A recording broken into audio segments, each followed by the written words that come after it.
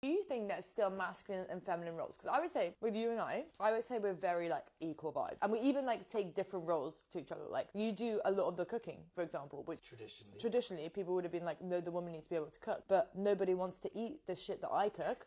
True, Jigga, I love you. And everyone.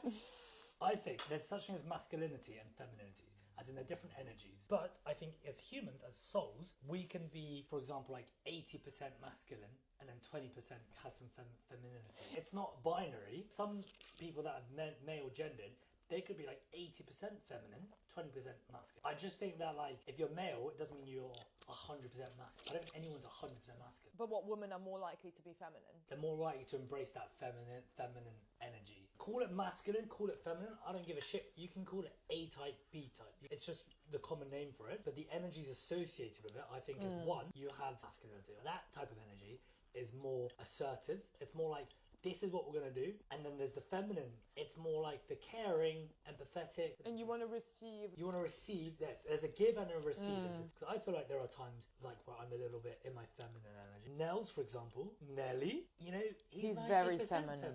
He's very But then he's got this 10% masculinity. Like when he needs to go protect us, because the door is ringing and there's a stranger or a postman, he's going to go and attack. Well, so what do you think in a couple, because we played around with this a lot because we work together, what do you think is the proper mix? Because I think we've gone down routes where I'm probably too far in my masculine, and we've gone down routes where like I'm too far in my feminine, and I'm just like, I don't even enjoy it, just like flailing around and waiting. I think it's cyclical. There's no like, this is right. It's in this moment, given the situation, what roles do we want to play for each other? Because I think it's a necessity to have both to thrive.